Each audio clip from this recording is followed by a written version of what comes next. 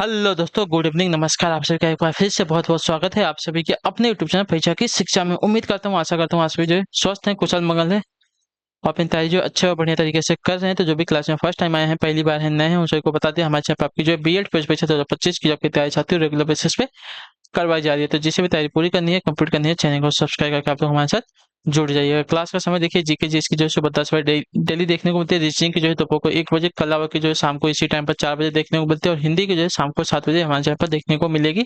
तो आप सभी को इसी टाइम पर क्लासेस से जुड़ना, अपनी तैयारी को जो है पूरा और कंप्लीट करना है। नीचे डिस्क्रिप्शन में इंस्टाग्राम टेलीग्राम का लिंक मिलेगा, तो आप इंस्टाग्राम पे फॉलो कर लेंगे और टेलीग्राम से को ज्वाइन करेंगे। टेलीग्राम से पर डेली बेसिस पर क्लास का अपडेट मिलेगा, जो आपका एग्जाम का अपडेट आपका आएगा टेलीग्राम चैनल के माध्यम से आपको दे दिया जाएगा। ठीक है, तो चलिए क्लास स्टार्ट करेंगे। एक एक क्वेश्चन आपके एग्जाम के लिए बहुत इंपॉर्टेंट है और स्टार्ट होने से पहले क्लास को जिसने अभी तक लाइक नहीं किया वो लोग क्लास को लाइक करेंगे। जिसने अभी तक चैनल को सब्सक्राइब नहीं किया वो लोग जो है चैनल को सब्सक्राइब करके हमारे साथ जुड़ जाइएगा और जिसने अभी तक शेयर नहीं किया क्लास को फैला दीजिए, क्लास को पूरा शेयर कर दीजिए। ठीक है, चलिए 76 से भगत सिंह का स्मारक कहाँ पर स्थित है, बताइए। भगत सिंह का जो स्मारक है कहाँ पर बना हुआ है, कहाँ पर स्थित है? तो भगत सिंह, राजगुरु और सुखदेव को लोहे लाहौर में ब्रिटिश सरकार द्वारा 23 मार्च 1931 को जो है फांसी दी गई थी। भगत सिंह का स्मारक जो है फिरोजपुर में सतलज नदी के तट पर बना हुआ है। ठीक है, फिरोज नदी पर जो है, फिरोजपुर में जो है सतलज नदी के, सतलज के तट पर बना हुआ है। ठीक है, अगले क्वेश्चन की तरफ बढ़ेंगे। आपका है 77 नंबर। ले सेज फेयर अर्थव्यवस्था में क्या बोलते हैं? लेसेज फेयर क्या बोलते हैं? लेसेज फेयर अर्थव्यवस्था में क्या होता है? जल्दी से इसका उत्तर देंगे। तो देखिए, बाजार में मांग और आपूर्ति बलों के मुक्त रूप से काम करने में सरकार का हस्तक्षेप नहीं करती है, उसको जो है लेसेज फेयर करते हैं। ठीक है, लेसेज फेयर और हस्तक्षेप की नीति को जो है लेसेज फेयर के नाम से जो है जाना जाता है। इसके अंतर्गत सरकार के हस्तक्षेप को कम करना अर्थात स्वतंत्र व्यापार की नीति को स्वतंत्र व्यापार की नीति का अनुपालन करना होता है। ठीक है, दूसरे शब्दों में हम कह सकते हैं कि लेसेस फेयर के अंतर्गत बाजार में मांग और आपूर्ति बलों के मुक्त रूप से काम करने में सरकार हस्तक्षेप नहीं कर सकती। ठीक है, अगला क्वेश्चन आपका है 78 नंबर। भारतीय संविधान के उद्देशिका में परिवर्तन किस संशोधन अधिनियम में दिए गए, बताइए।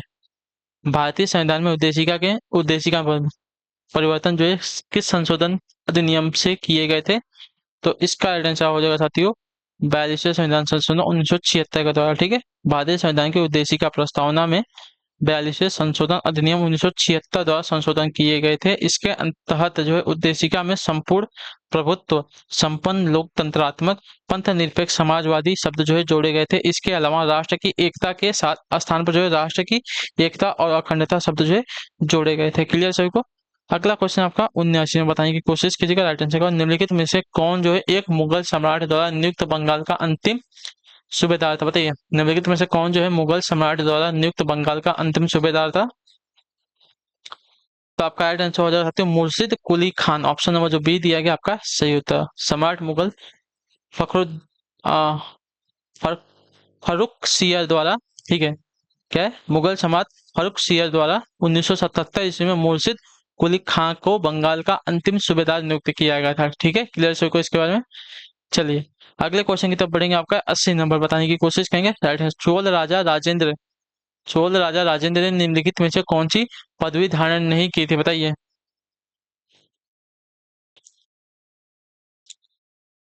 तो आपका राइट आंसर होगा त्याग समुद्र की। ठीक है, ऑप्शन नंबर जो ये दिया गया आपका राइट आंसर हो जाएगा। क्लियर सभी को? चोल राजा राजेंद्र चोल यानी कि राजेंद्र प्रथम ने जो है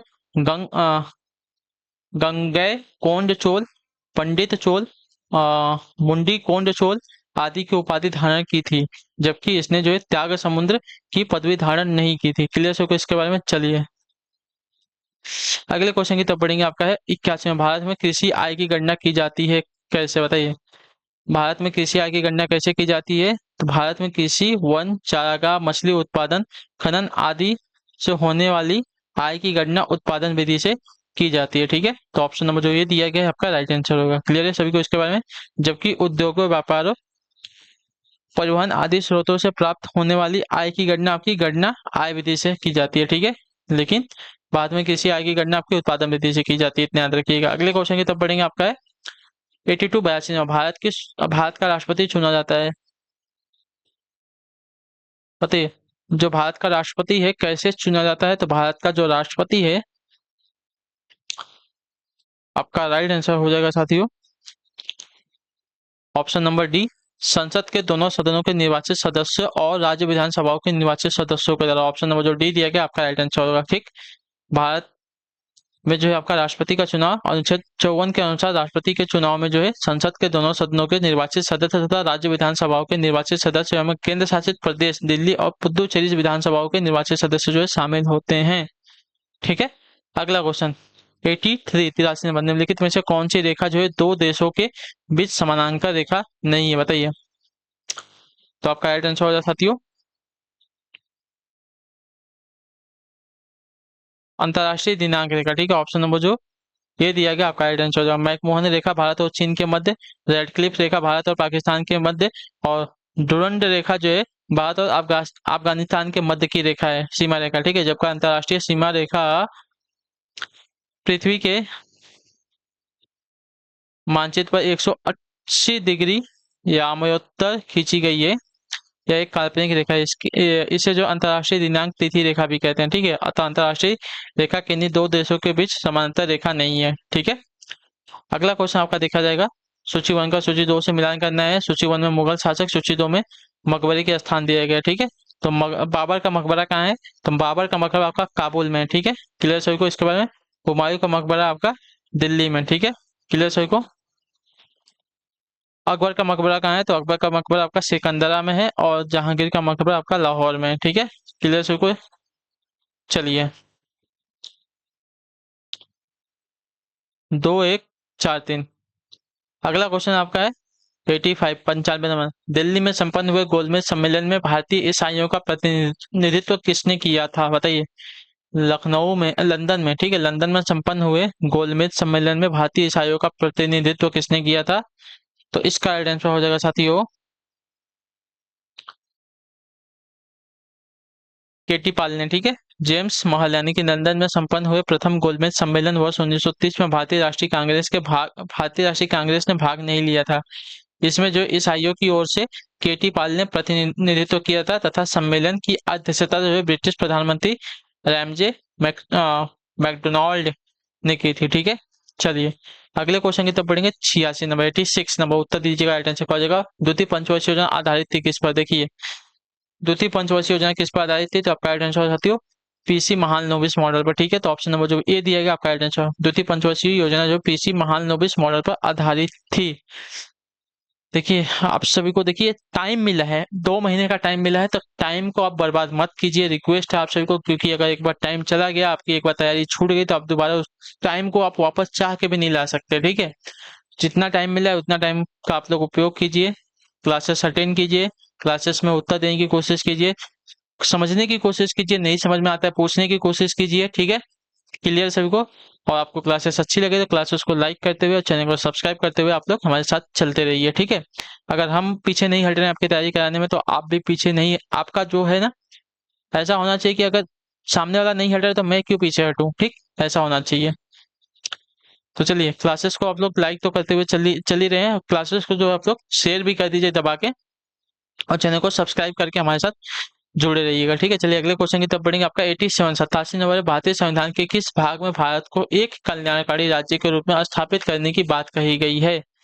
इसका राइट आंसर क्या होगा? तो इसका राइट आंसर है भाग 4 की नीति निर्देशक सिद्धांत में। ठीक है, तो ऑप्शन नंबर जो सी दिया गया आपका राइट आंसर। भारतीय संविधान के भाग 4 में राज्य के नीति निर्देशक सिद्धांतों का उल्लेख किया गया है, जिसमें भारत को एक कल्याणकारी राज्य के रूप में स्थापित करने की बात कही गई है।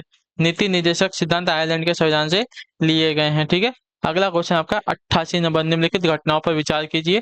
चलिए, नील विद्रोह, दक्कन दंगे, हमें सब बताना है लाइन से। ठीक है, तो सबसे पहले आपका संथाल विद्रोह हुआ था। ठीक है, सबसे पहले संथाल विद्रोह हुआ था। ठीक है, दूसरा नंबर पहले आएगा संथाल विद्रोह के आपका सिपाही विद्रोह हुआ था। सिपाही विद्रोह चौथे नंबर पे, यानी कि दूसरे नंबर पे आ जाएगा। ठीक है, उसके बाद जो आपकी नील विद्रोह हुई थी। ठीक है, नील विद्रोह हुआ था। नील विद्रोह के बाद लाख लाख में आपका दक्कन के दंगे हुए थे। ठीक है, तो आपका सही क्रम हो जाएगा, सही क्रम आपका इसी घटनाओं का सही कालक्रम हो जाएगा। पहले आपका संथाल विद्रोह, फिर आपका सिपाही विद्रोह, फिर आपका नील विद्रोह, फिर आपका दक्कन दंगे। क्लियर सभी को? तो 2 4 1 3 आपका सही कालक्रम हो जाएगा। ठीक है, अगला क्वेश्चन आपका है 89 89 में, द्वितीय विश्व युद्ध में धुरी राष्ट्र कौन से थे? बताइए, द्वितीय विश्व युद्ध में धुरी राष्ट्र कौन थे? तो द्वितीय विश्व युद्ध में धुरी राष्ट्र के रूप में आपका इटली, जर्मनी और जापान थे। ठीक है, इटली, जर्मनी और जापान, इटली, जर्मनी और Japan. Option number D right होगा आपका। ठीक है, बी नहीं। जबकि मित्र राष्ट्रों में प्रमुख तो आपका रूस, अमेरिका, इंग्लैंड व फ्रांस था। ठीक है, और धुरी राष्ट्रों में आपका जर्मनी, इटली और जापान।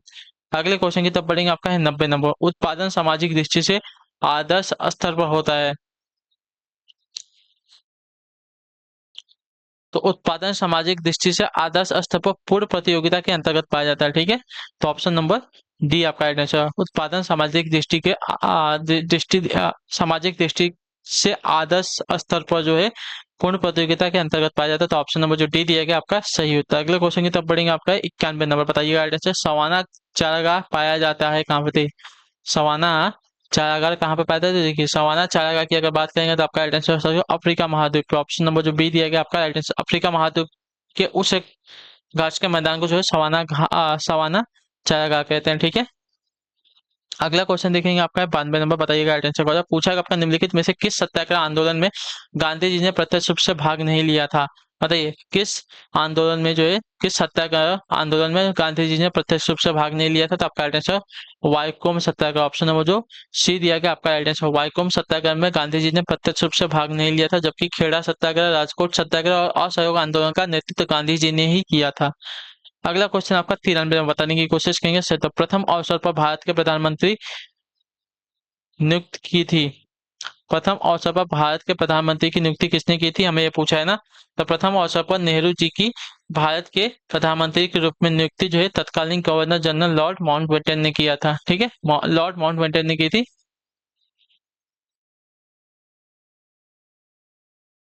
गवर्नर जनरल थे, क्या थे? हाँ, तो लॉर्ड गवर्नर जनरल माउंटबेटन ने की थी। ठीक है, तो प्रथम अवसर पर भारत के प्रधानमंत्री की जो नियुक्ति है गवर्नर जनरल ने की थी। तो ऑप्शन नंबर ए जो दिया गया आपका right है। प्रथम प्रधानमंत्री कौन थे? पंडित जवाहरलाल नेहरू। और गवर्नर जनरल कौन थे? तो लॉर्ड माउंटबेटन। ठीक है, चलिए अगले क्वेश्चन की तरफ बढ़ेंगे, आपका है 94 में। अवमूल्यन का प्रमुख लक्ष्य क्या होता है? बताइए, अवमूल्यन का प्रमुख लक्ष्य क्या होता है? तो अवमूल्यन से आशय अपने देश की मुद्राओं का विदेशी मुद्रा की तुलना में मूल्य कम कर देना। ठीक है, इस स्थिति में निर्यात बढ़ जाते हैं किंतु आयात क्या होते हैं? कम हो जाते हैं। ठीक है, निर्यात बढ़ जाते हैं और निर्यात बढ़ जाते हैं और आयात आपके कम हो जाते हैं, यानी कि निर्यात को बढ़ावा देना। ऑप्शन नंबर जो बी दिया गया साथियों आपका राइट आंसर होगा। क्लियर होगा इसके बारे में। अवमूल्यन से आशय है कि देश की अपने देश की मुद्राओं का जो है विदेशी मुद्रा की तुलना में मूल्य कम कर देना। इस स्थिति में क्या होता है? निर्यात बढ़ जाता है और आयात क्या है? कम हो जाता है। मतलब महंगी चीजें हम खरीद नहीं पाते और अपनी चीजें जो सस्ते में बेच देते हैं। बात यहाँ से हो गई। अगले क्वेश्चन की तरफ बढ़ेंगे, आपका है 95 नंबर। निम्नलिखित में से कौन सा औद्योगिक अस्वस्थता का तत्कालिक संकेत नहीं? बताइए, निम्नलिखित में से कौन सा औद्योगिक अस्वस्थता का तत्कालिक संकेत नहीं है? तो आपका राइट आंसर हो जाएगा साथियों लाभ में कमी। ऑप्शन नंबर ए जो दिएगा आपका लाभ में कमी जो औद्योगिक अस्वस्थता का तत्कालिक संकेत नहीं है, जबकि श्रमिक अशांति, बाजार साख का संकुचन, बाजार में कमी इत्यादि जो अस्वस्थता का तत्कालिक संकेत है। ठीक है, तो ऑप्शन नंबर ए जो दिएगा आपका राइट आंसर हो जाएगा। लाभ में कमी जो औद्योगिक अस्वस्थता का तत्कालिक संकेत नहीं है, जबकि श्रमिक जो अशांति, बाजार साख का संकुचन, बाजार में कमी इत्यादि अस्वस्थता के तत्कालिक संकेत हैं। क्लियर सभी को इसके बारे में? चलिए अगला क्वेश्चन आपका 96 नंबर। हमारे संविधान में न्यायिक समीक्षा की धारणा किस देश के संविधान से ली गई है, हमें ये पूछा है। ठीक है, तो हमारे देश में हमारे संविधान में जो है न्यायिक समीक्षा की तथा राष्ट्रपति के संबंधित उपबंधों को जो है अमेरिका यानी कि यूएसए के संविधान से लिया गया है। तो आपका राइट आंसर हो जाएगा ऑप्शन नंबर बी। ठीक है, हमारे संविधान में न्यायिक समीक्षा की धारणा जो है यूएसए के संविधान से लिया गया है। अगला क्वेश्चन आपका है 97 नंबर। निम्न में से किस मुगल बादशाह ने दिल्ली की जामा मस्जिद का निर्माण करवाया था? तो इसका राइट आंसर हो जाएगा साथियों शाहजहां ने। ठीक है, ऑप्शन नंबर सी राइट हो जाएगा। दिल्ली की जामा मस्जिद का निर्माण शाहजहां ने करवाया था। शाहजहां सबसे महान भवन निर्माणक मुगल सम्राट था। ठीक है, अगला क्वेश्चन आपका 98 नंबर। गांधी जी ने निम्नलिखित में से किस समाचार पत्र का संपादन किया था? तो गांधी जी ने जो है इंडियन ओपिनियन नामक समाचार पत्र का संपादन किया था। ठीक है, यहाँ पे नहीं दिया गया है। तो देखिए, गांधी जी ने यंग इंडिया, नवजीवन, हरिजन सेवक, हरिजन आदि समाचार पत्रों का संपादन किया था। अपने दक्षिण अफ्रीका प्रवास के दौरान उन्होंने जो इंडियन ओपिनियन नामक समाचार पत्र का संपादन किया था। तो आपका राइट आंसर यहाँ पे हो जाएगा साथियों नवजीवन। ठीक है, नवजीवन दिया गया है। नवजीवन, यंग इंडिया, हरिजन सेवक, हरिजन इत्यादि सभी जो है समाचार पत्रों का उन्होंने संपादन किया था। ठीक है, और साउथ अफ्रीका में यानी कि दक्षिण अफ्रीका में जो इंडियन ओपिनियन नामक जो है समाचार पत्र उन्होंने निकाला था। अगला क्वेश्चन आपका 99 नंबर, निम्नलिखित में से कौन सा गांधीवादी अर्थव्यवस्था का मूल शब्द नहीं है? गांधीवादी अर्थव्यवस्था का कौन सा मूल शब्द नहीं है? तो आपका राइट आंसर हो जाएगा साथियों अर्थव्यवस्था का विकेंद्रीकरण। ठीक है, केंद्रित उत्पादन। अच्छा, गांधीवादी अर्थव्यवस्था अर्थव्यवस्था जो है केंद्रित उत्पादन नहीं बल्कि विकेंद्रित उत्पादन देश को उन्नति का आधार मानती थी। ठीक है, तो ऑप्शन नंबर जो डी दिया गया है आपका राइट आंसर होगा। क्लियर से इसके में गांधीवादी अर्थव्यवस्था का जो केंद्रीकृत उत्पादन नहीं बल्कि विकेंद्रीकृत उत्पादन जो है उत्पादन को जो है देश की उन्नति का आधार मानते थे। इतने याद रखिएगा। ठीक है, क्लियर से इसके बारे में। तो केंद्रित उत्पादन आपका यहाँ पे राइट आंसर हो जाएगा। केंद्रित उत्पादन को नहीं बल्कि विकेंद्रित उत्पादन को जो हुआ अपने देश अपने उन्नति का आधार मानते थे। इतना याद रखिएगा। अगले क्वेश्चन की तरफ बढ़ेंगे। सोनो ग्रेसम नियम संबंधित है किससे? तो ग्रेसम नियम का संबंध किससे साथी है? तो ग्रेसम नियम का अगर संबंध देखा जाएगा तो आपका राइट आंसर हो साथी बुरी मुद्रा से। ग्रेसम नियम के अनुसार बुरी मुद्रा अच्छी मुद्रा को प्रचलन से बाहर कर देती है। ठीक है, तो आपका राइट आंसर हो जाएगा साथियों मुद्रा के संचलन से। ठीक है, ऑप्शन नंबर जो सी दिया गया आपका राइट आंसर हो जाएगा। ग्रेसम नियम जो है बुरी मुद्रा जो है अच्छी मुद्रा को प्रचलन से बाहर कर देती है। इतने याद रखिए ग्रेसम के नियम से संबंधित हो जाएगा। तो इसी के साथ जो आपकी क्लास है आज की यहीं पे पूरी होती है, कंप्लीट होती है। आई होप कि आपको क्लास जो साथियों अच्छी लगी है, पसंद आई है तो क्लास को लाइक कर दीजिए। चैनल पहली बार तो चैनल को सब्सक्राइब कर लीजिएगा। और आपको क्लास कैसी लगी नीचे फीडबैक में बता के जाता हूँ। आपसे मिलेंगे आपकी अगली क्लास है, तब तक के लिए टाटा बाय बाय, जय हिंद जय भारत। आपसे क्लास से जुड़ने के लिए बहुत बहुत ही धन्यवाद साथियों।